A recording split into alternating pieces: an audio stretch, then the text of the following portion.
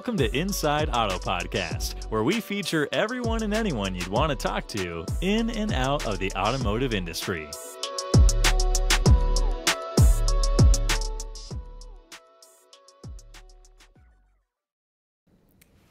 Ilana Shabtay here, host of Inside Auto Podcast, where we interview top dealers, GMs, marketers, entrepreneurs, and thought leaders in and out of the automotive industry. And before we introduce today's guest, this episode is sponsored by FullPath.com. FullPath is the automotive industry's leading customer data and experience platform, CDXP. FullPath enables dealers to turn their first-party data into lifelong customers by unifying siloed data sources, and leveraging that data to create exceptional, hyper-personalized customer experiences. To learn more, visit FullPath.com. Today's guest is Tom Kline, lead consultant and founder at Better Vantage Point. Tom, how you doing? I'm great. It's always good to see you. Good to see you too. And as our veteran listeners might know, this is your second time on the podcast, so I'm very thrilled to have you back. Thank you. It's great. It's great to be back. It's been a couple of years. It was. It has been. It was almost like the beginning of COVID. Wow, that's insane. That means you were one of maybe my first top 10 guests. So very honored to have you back on the podcast. Thank you. For those of you who didn't hear the first time around, first of all, go back and listen to that episode. But second of all, Tom has 30 years experience as a dealership owner and has worked with both public and private dealers to solve problems, keep customers happy, and stay out of court. He is an endorsed expert for Dealer Marketing Magazine, the Recreational Vehicle Dealer Association, the VIADA, and the CIADA, and I'm sure I'm missing many more exciting things to your bio. Glad to have you back. Thank you. Thank you very much. Okay, so we know what you've been up to. We know what you've been doing. I'd love to hear on this podcast more of the trends from 2022 and 2023, an updated version of all the mistakes that dealers are making and how they can avoid it. But before we get into that, I know you just got back from ASOTUCON. I'd love to hear about what the conference was like for you. Yeah, it was very high energy, which was great. You know, Kyle and Paul are great hosts and make huge efforts to make everyone feel welcome, to make everyone want to learn, to have an open environment. And so that was energizing, and it was fun, and they tried to keep things moving quickly. So it was pretty well attended.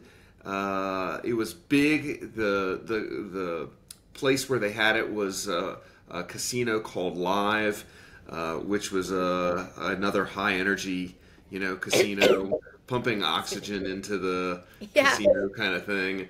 I love that. So it was fun. It was great to connect with some of my industry friends and colleagues, and always see how they were doing, and just keep up to date on what's going on. Was there a theme or an unofficial theme? Like, do you feel like everyone was talking about one specific thing? I think that data. Kind of, along the lines of the importance of what FullPath does. I mean, data is increasingly an asset that dealers, I think, are not necessarily tuning into.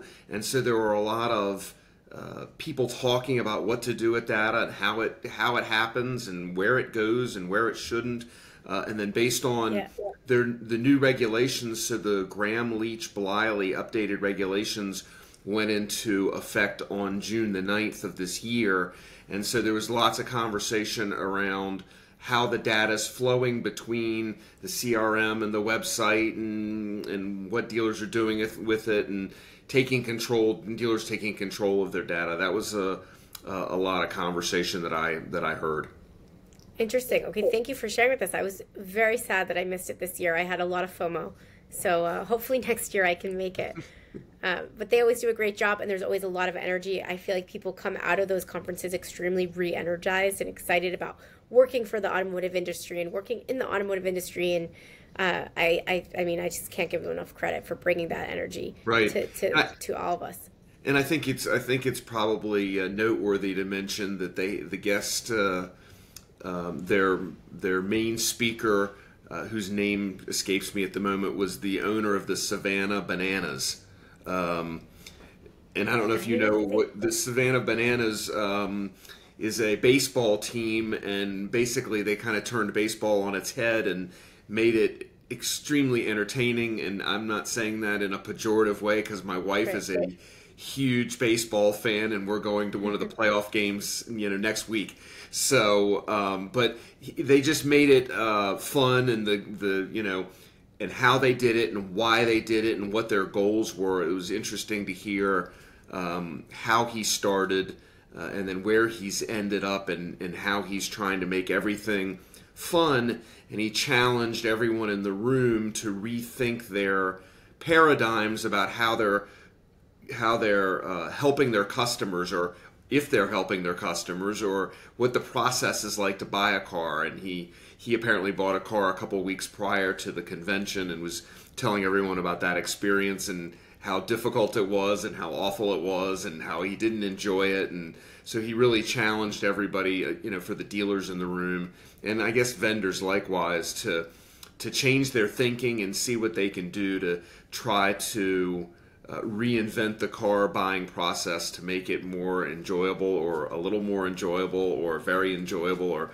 whatever word you want to use, around that. Yeah, that's great. I love that. And there's a nice parallel between, for me at least, not for your wife, but there's a nice parallel between like watching a baseball game and having to go buy a car. So I love that. So moving on to the trends that you've been seeing, I know you really consult with dealers and make sure that they're staying on top of all the legal, to make sure that they don't end up in court. So 2022, 2023, get us up to speed. What are some of the patterns you've been seeing, the mistakes that you're seeing over and over again, things, the top 2 things you think dealers should be looking out for and or taking care of? Sure. So I'm gonna kind of divide it into 2 silos. I'm going to talk about risk, and I'll talk about compliance. Okay. First, I think it's noteworthy that the enforcement against dealers has increased tremendously. So there are a lot more cases where the attorneys general at the state level are starting to fine dealers for their practices. There was a case in Alaska where a dealer was fined for deceptive practices. There was a case in New Hampshire where dealers were fined for deceptive practices. I believe there was a case in Vermont where dealers were fined for deceptive practices. And those deceptive practices were areas where the dealers were taking advantage of consumers, either by not disclosing what was going on, or having erroneous website information on their website that led customers into the store, but once they got to the store, they couldn't actually buy the car for the advertised price. So there's a lot of bait and switch allegations. And again, Ilana, because these aren't all my clients, I can only say that these are the allegations, and this is what I read in the press. And then we'll talk about what I do with my dealers and what I'm seeing in that realm. But if you're not taking care of your customers and you're trying to be deceptive, and sometimes it happens intentionally and sometimes it happens unintentionally, and I think the most important thing is for dealers to listen to the feedback that they're getting, either through their managers or through the web, through the internet, through reviews. When somebody says, I got screwed and here's how I got screwed, that's a great way to pay attention to what's actually going on in your organization, for the dealer to dig in and find out what happened in those situations, to find out if it was unintentional or maybe it is intentional. You don't know. But for certain, the Federal Trade Commission has increased its enforcement of a whole variety of businesses, the automotive business included. But a recent example is a practice called astroturfing.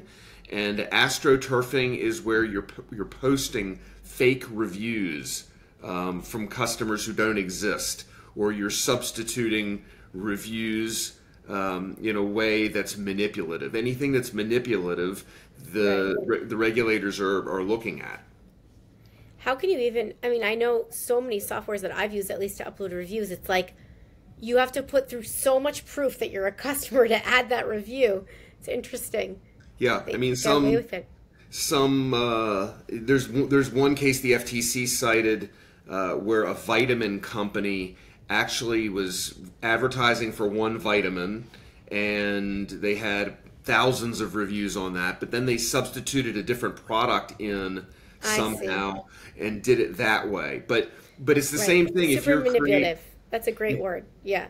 Yeah. If you're paying people who didn't buy a product from your store to post reviews, that's astroturfing. It's against the law, right? So all these are just various ways of manipulating customers, and if you're trying to manipulate customers in a negative way, then you open yourself up for that kind of liability. So the regulatory environment has certainly increased. I don't see that changing. Of course, it could change in January 2025 if we have a change in politics, and we have a different kind of president who would do something different, whatever that looks like, because politics does influence the regulatory environment, of course. So stay tuned for that. Hard to know what will happen there, but certainly there's an increase in regulation, and the only way to combat that is to think about your risk and your compliance in those two silos that I mentioned. Interesting. Now, do you think that dealers, I don't know how to say this in a politically correct way. Hold on. Do you think that dealers are really or even business owners in general, how much do they take that into account when they're thinking of new legislation? And do you get involved in that? Like, is that something that you're thinking about regularly? Because it's interesting that you mentioned January 2025, it might change. Yeah, I mean, you have to consider when you're running a business with hundreds of employees or anywhere from 50 to 200 employees. There are a lot of considerations, right? And politics is one of them, because it does influence what happens. Specifically in the auto business, as we're one of the most regulated industries around. So how the Federal Trade Commission is going to enforce those regulations. In fact, I read this morning in the Wall Street Journal, the Supreme Court is taking up the case of the Consumer Financial Protection Bureau and whether their funding mechanism is actually against the Constitution. And so there's a potentiality that the CFPB won't get their funding anymore. Now, I haven't read the cases and don't know it intimately, but it's interesting that they're, the right wing in this country is challenging that in order to try to reduce the regulation on businesses. So. And just enlighten me for a second. That means that they will get fewer funds? Fewer funds, correct. Interesting. Potentially fewer funds, potentially no funds, as I understand it. Again, I haven't read the case. I just read the article this morning, and I try to keep up on those kinds of things because it does impact. Now, what can a dealer do about that? A couple of things. Number one, going back to our two silos here, on the risk side. So on the risk side, a dealer should walk around their dealership and say to themselves, what could happen and how would I deal with it? What would happen if a vehicle fell off a lift and someone got injured? How would I handle that? What would happen if we had a car accident and that created an injury? How would our insurance respond to that? Do I have enough insurance? What if we had a cyber breach? Now, that's part of the Gramm-Leach-Bliley Act that dealers were supposed to comply with by June the 9th. What would happen if we had a cyber breach and somebody tapped into our CRM and got all our names, or in the DMS and got all our names? How do we handle that? Do we have cyber insurance? Have we considered cyber insurance? There are so many items on the insurance side that, what typically happens at a dealership is the broker runs in a week before the renewal and says, sorry, you only have a 9.5% increase. And then they smile and the dealer goes like this and goes, this is awful and this sucks and how do I prevent this? And there are ways to prevent that, which is you demand of your broker they bring in the quote 60 days early so that you can look through it, right, and understand what's in it. The human brain can't possibly conceive of all of the line items in an insurance policy, and so you need someone to help you make sure that all your boxes are checked, so to speak, and that you have the right coverages so that if something happens, that you have the right insurance. A good quick example of that is a lot of dealers haven't looked at there's a line item in the garage policy, which is your main policy, covering transport. So if your transporter doesn't have the right insurance, to make sure that you do. So these car haulers haul 8 or 9 cars, and because the cost of vehicles have gone up so much, 8 or 9 cars now, the average vehicle is 48,000 and change, so call it 50,000. That's $450,000 of cars average on a car hauler. Most insurance policies I see with dealerships only have $250,000 of coverage, right? So if the car hauler's insurance was expired, then the dealer's on the hook for the difference between the $450 and the $250. So it's a $200,000 problem. Yeah. And these things happen all the time. Yeah, it's okay. Here we go. This is my next question for you, which is that you have so much information when it comes to this, which is incredible, seriously impressive. My head is spinning, and I don't even own a dealership. What would you, if a dealer's listening to this, what are like 1 or 2 things? I know that there's probably a million, but what's 1 or 2 things that you think that they should start with, or they should be looking at when they're trying to make sure that they have all the ducks in the row, trying to make sure that they have all the right insurances with the right amount. There's so many new regulations that are coming out. I mean, you've mentioned 3 in the past 5 minutes. How are they supposed to keep up? Obviously there's better vantage point, but beyond that, like what are the actionable things that they can start doing at the dealership that you think can help them just stay in line with the law? Because it just seems incredibly complicated. It is complicated, but I'm going to tell you a story and then I'm going to answer your question directly because I think this story is super helpful. So I read about a dealer in automotive news that had a $250,000 problem. So I called the dealer on the phone and I said, if I understand the problem, this is what it is. She said, yes, that's what it is. I said, well, have you looked in your insurance policy under this section to see if you have coverage? She said, yes. In fact, I called my insurance agent and they said I had no coverage. And I said, I completely disagree. I'm sure you do. This was a 5-minute conversation. I'm sure you have coverage under this area. It's very rare not to. Make a claim against your insurance, policy and call me back and let me know. So 3 or 4 months later, we had a conversation. I saved her $250,000 in 5 minutes. Amazing. Wow. So the reason I bring that up is having familiarity with what's in your policy is super important. So the first baseline, right? The first thing to answer your question is it isn't sexy and it isn't fun, but my recommendation is spend 10 minutes a day looking at one section of your insurance policy, or make your insurance broker spend 10 minutes a day or 1 hour a month or whatever it is, so you start familiarizing yourself with what coverages you have, because insurance can often be a solution to a big problem, but it won't be a solution for you if you don't know that you have it.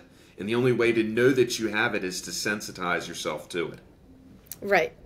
So that's a very good, actionable, practical. I mean, I should even do that with my car insurance. I mean, it's a great way to be familiar with what you're actually paying for and how you're actually covered, so that you don't get screwed. Can you imagine if you're like, oh, I don't have that coverage, I might as well pay $250,000. I mean, that's incredible that you save that dealer so much money.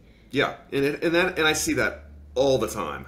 Yeah, I see that all the time because often insurance is the solution to a problem that you have that you don't know how to get your way out of. Yeah, definitely. And before we sign off here, I'd love to know any predictions that you have for the next, 12 to 18 months, whether it's within your expertise or outside your expertise for the automotive industry. I'd love to just pick your brain on that before we sign off here. Yeah. So a couple things. Number one, as I mentioned, people were talking about data at ASOTU. I think data and customer data platforms, how they perform, how your data flows, what you're spending money on. I think all of those things are going to be very, very prevalent in the next 24 months and after. But I think there will be a shift where dealers are able to take more control of their data and be able to use it more judiciously. Where now the typical dealer, has between, I'm going to say, 30 and 40 different vendors when it comes to their tech stack, which is unbelievable. It's mind-boggling. And how all that data flows or doesn't flow, I think is going to be very important.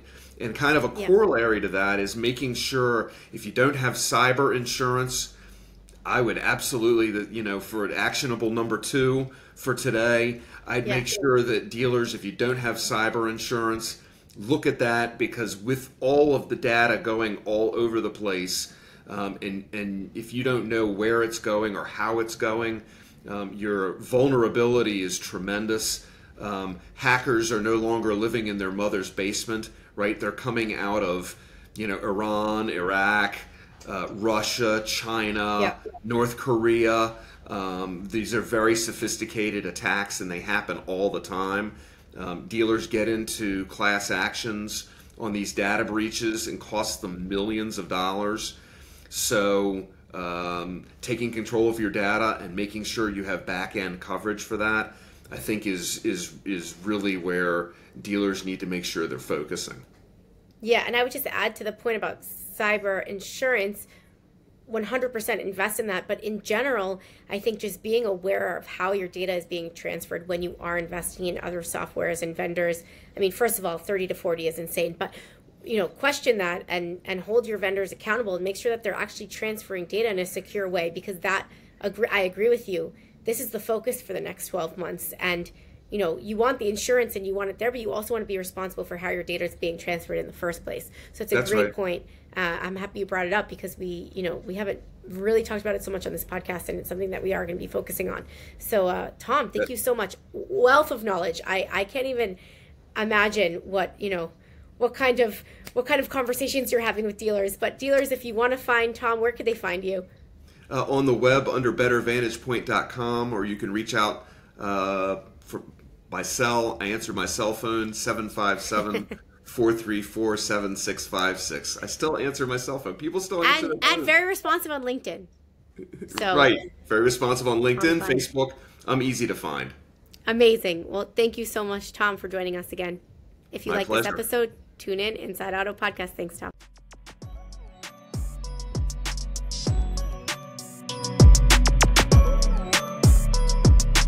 Thanks for listening to Inside Auto Podcast. Check out our other episodes with top entrepreneurs and industry leaders.